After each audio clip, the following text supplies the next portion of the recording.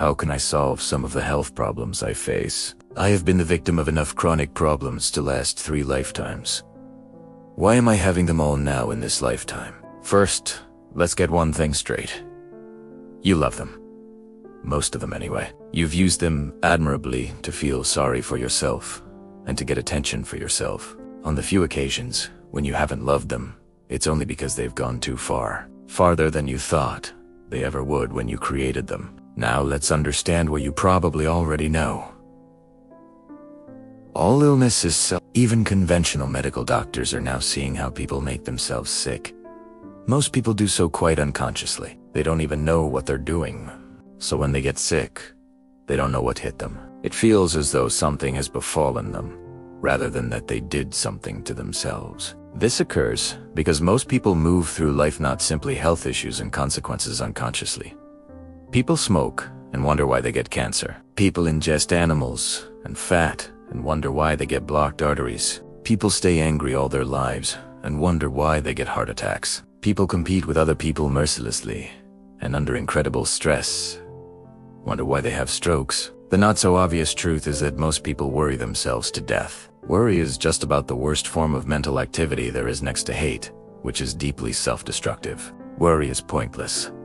It is wasted mental energy. It also creates biochemical reactions which harm the body, producing everything from indigestion to coronary arrest, and a multitude of things in between. Health will improve almost at once when worrying ends. Worry is the activity of a mind which does not understand its connection with me. Hatred is the most severely damaging mental condition. It poisons the body, and its effects are virtually irreversible. Fear is the opposite of everything you are, and so has an effect of opposition to your mental and physical health. Fear is worry magnified. Worry, hate, fear together with their offshoots.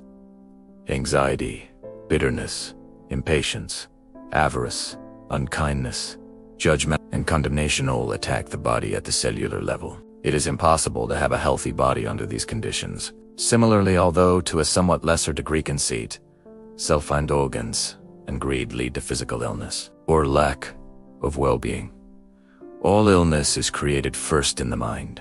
How can that be? What if conditions contracted from another? Colds or, for that matter, AIDS. Nothing occurs in your life, nothing which is not first a thought. Thoughts are like magnets, drawing effects to you. The thought may not always be obvious, and thus clearly causative, as in, I'm going to contract a terrible disease. The thought may be, and usually is, far more subtle than that I am not worthy to live. My life is always a mess. I am a loser. God is going to punish me. I am sick and tired of my life. Thoughts are a very subtle, yet extremely powerful, form of energy. Words are less subtle, more dense. Actions are the most dense of all. Action is energy, in heavy physical form, in heavy motion. When you think, say, and act out a negative concept, such as I am a loser, you place tremendous creative energy into motion. Small wonder you come down with a cold. That would be the least of it. It is very difficult to reverse the effects of negative thinking once they have taken physical form. Not impossible, but very difficult.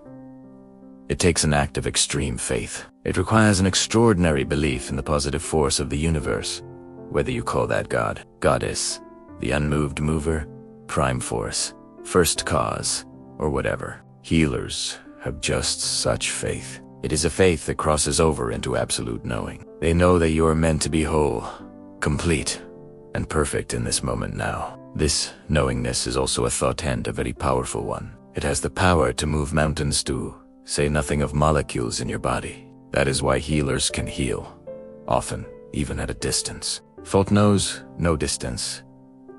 Thought travels around the world and traverses the universe faster than you can say the word. Say but the word and my servant shall be healed, and it was so in that selfsame hour, even before his sentence was finished. Such was the faith of the centurion. Yet you are all mental lepers.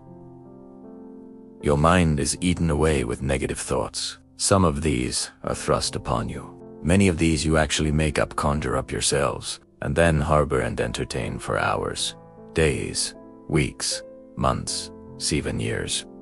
And you wonder why you are sick. You can solve some of the health problems, as you put it, by solving the problems in your thinking. Yes, you can heal some of the conditions you have already acquired given yourself, as well as prevent major new problems from developing. And you can do this all by changing your thinking. Also, and I hate to suggest this because it sounds so mundane, coming, as it were, from God.